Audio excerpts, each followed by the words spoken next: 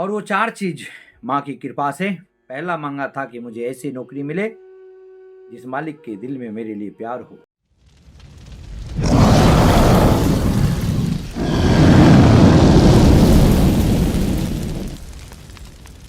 अपनापन हो, वो भी मिला।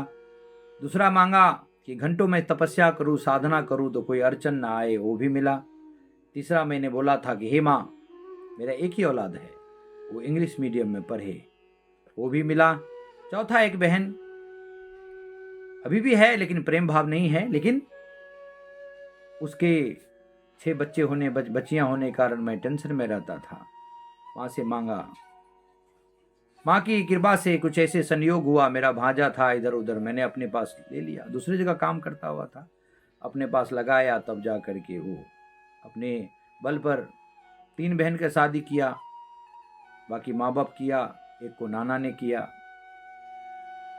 तो इसी तरह से क्या कहते कि माँ ने हमारी 4 प्रार्थना सुन लिया, और 5वां प्रार्थना हमने राम से किया, हे प्रभु आप हैं तो मुझे मालिक बना दीजिए, वो भी बना दिया।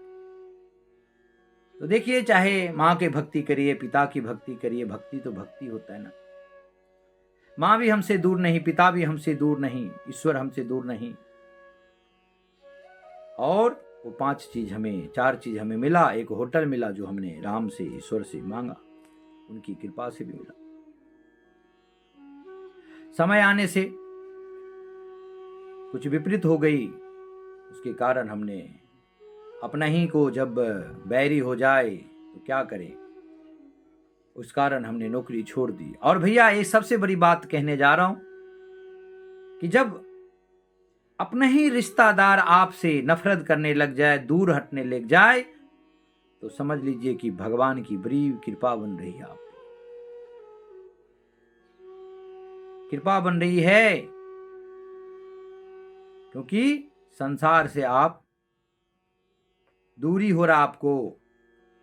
तो जब संसार से दूरी होगा तब ना भगवान की नजदीकी बनेगी, और ये प्रभु की ही कृपा है। बिना अपराध का भी हमसे कोई घृणा करे, ईश्वर पे छोड़ देना चाहिए। कर्म के सजा तो मिलता है, नहीं चाहिए दिल दुखाना किसी का।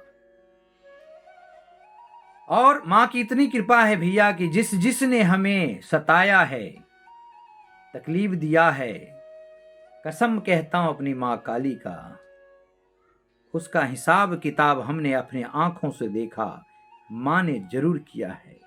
इसीलिए तन मन धन सब निछावर है अपनी मां काली पे, उसका इंसाफ मां ने जरूर किया। हम किसी को बिगाड़े नहीं है, परंतु जिसने मेरा बिगाड़ने की कोशिश किया और बिगाड़ने किया भी, उसका मां ने बिगाड़ दिया। यही मां काली की महिमा है, मां शक्ति की महिमा है। मैंने अपने परिवार के लिए बहुत से त्याग किया, पत्नी के विरुद्ध पिता का वचन पालन किया,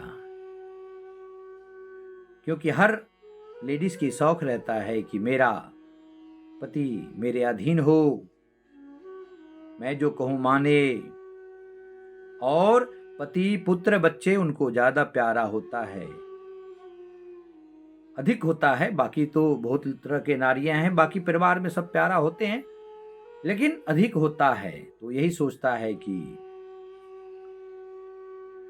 लेकिन भाई भैयारी में जब मेल नहीं होता तो भी कोई चीज अगर कर्तव्य बस करना पड़े तो महानता होता है। ऐसे बहुत कम लोग कर पाते हैं। हमारे पिताजी को हमने वचन दिया था कि मकान और घर वगैरह बनाएंगे। राम भोला दास लरियाम के बासी मेरे गुरु, जो अभी स्वर्गीय हो गए हैं कुछ दिन पहले, उनकी वचन मान के, एक जगदर का बाबा था, दुखा दास कबीरपंथी संत थे, उनके वचन मान के, पिताजी के वचन मान के हमने सब कार्य किया और अभी जून जुलाई में हमने अपने भाई से अलग हुआ, लेकिन अब प्रेम नहीं तो भाई क्या।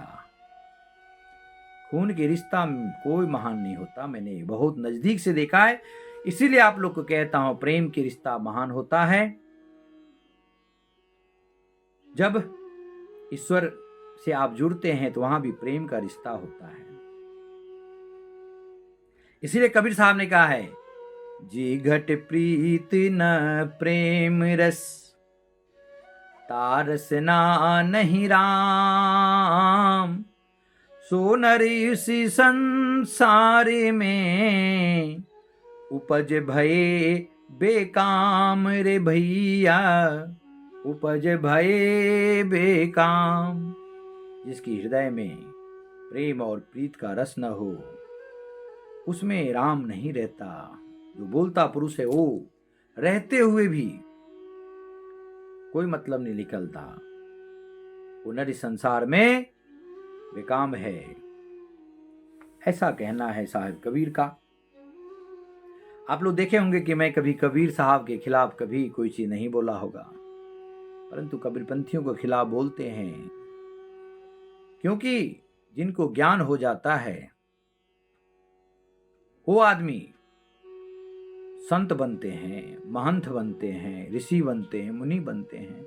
वो लोग दूसरों की बुराई नहीं करते। हम तो भक्त हैं इसीलिए कर लेते हैं, और इसीलिए कहते हैं कि हम एक भक्त हैं। हम महान संत नहीं, हम एक भक्त हैं। इसीलिए हम ये चीज कहने का चाहते हैं कि हम एक भक्त हैं और उसके अलावा कुछ नहीं। भक्त जो है एक तुच्छ प्राणी के समान होता है। मैं भक्त हूं और एक तुच्छ हूं। हम अपने आप को महान नहीं मानते, न बड़ा मानते। इसीलिए हम खुल के कहते हैं। हम इसीलिए खुल के कहते हैं। हम भी कोशिश करते हैं कि भगवान हमें भी ज्ञान दे, लेकिन भगवान ने इस तुच्छ भक्त को भक्ति प्रदान कर दी। समर्पण जो है, हृदय में समर्पण की भाव दे दिया कि जो हैं सो मेरे नारायण हैं। इसलिए नारायण की मंदिर बनाने का विचार किया। भगवान ने मुझ जैसे तुच्छ प्राणी को ये झलका दिया, रे लक्ष्मण जो हूं सो मैं हूं। छोटी सी घटना बनाऊंगा। कुछ दिन पहले जब मैं बंटवारा करने गया तो मैं संकल्प लिया था कि दक्षिण साइड से मैं मंदिर बनाऊंगा। जिस दिन अमीन ने दोनों भाई का जमीन को 2 पार्ट किया तो उस दिन ये नक्की नहीं हुआ कि कौन किधर रहेगा। रात को 8 बजे मैं उस जगह पे गया और भगवान के नाम लेके मैं विनती किया कि हे त्रिलोकीनाथ, मैंने तो नाम इधर से लिया, दक्षिण से, कहीं उत्तर से हो गया तो इस लक्ष्मण का भाव जो यहां पर आपका स्थापना करना था मूर्त का, वो अधूरा रह जाएगा, सही नहीं होगा। मेरा भाव तो इधर से था प्रभु। बस खरे खरे हम विनती करने लग गए। प्रेम आंसू झलकने लग गए आंखों से और भगवान जैसा मेरे रोम रोम से आवाज आने लगा, तो चिंता मत कर, मैं इधर ही विराजमान होऊंगा। आहा, धन्य है वो समय, वो वक्त। याद आता है कि प्रभु की ऐसी अनंत कृपा देखा मैंने, हमें दर्शा दिए कि तुम चिंता मत कर, मैं इधर ही विराजमान होऊंगा। और जब जमीन का अंकुर लगा भाइयों, जब हिस्सा बंटवारा होने लगा, तो बड़ी कृपालु दयालु प्रभु श्री हरि की कृपा से मेरा दक्षिण ही साइड हुआ। और एक मेरे मित्र भी है ललित महतो, उसने भी बोला कि लक्ष्मण जी आप भगवान की माता की भक्त हैं, आपके साथ बुरा कैसे हो सकता है, आपका भाव है वही होगा, क्योंकि आपकी भाव है, आप प्रेमी लोग हैं तो वही होगा। और भगवान ने दिखा दिया, उस मालिक ने दिखा दिया भाइयों, वास्तव में दक्षिण से मेरा हिस्सा हुआ और मैंने मंदिर की जगह अलग भी कर दी। अभी जमीन रजिस्टर करना बाकी है, जो भगवान के नाम से हम जमीन लिख देंगे, फिर समाज के सहयोग से आगे कार्य होगा। तो इसमें मैंने यही दर्शाया आप लोग को कि कितने दयालु वो माँ, वो परमपिता, माता पिता के रूप में है।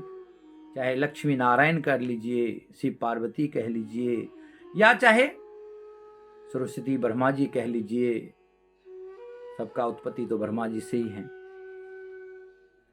और उससे भी ऊपर कोई नारायण जो परमपिता परमात्मा है, सबका जड़ है। मैं इसीलिए उनका मंदिर बनाने का सोचा हूं। और हरि की कृपा के बगैर तो कोई भी सुलभ नहीं हो सकता, उसी की कृपा से होगा। तो भैया हम तो तुच्छ मानव है, अपना कर्म करना है,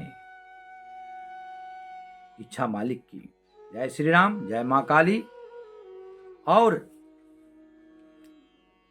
जाते जाते कहना चाहता हूं, वास्तव में प्रेम का रिश्ता महान होता है, खून का नहीं। खून तो नाम का है कि फलना मर गया, बाल कटा लो, ये कर लो, वो कर लो। प्रेम नहीं तो कुछ नहीं। प्रेम नहीं, आगे वीडियो में बताएंगे, हम एक भजन गुनगुनाएंगे आप लोग के सामने।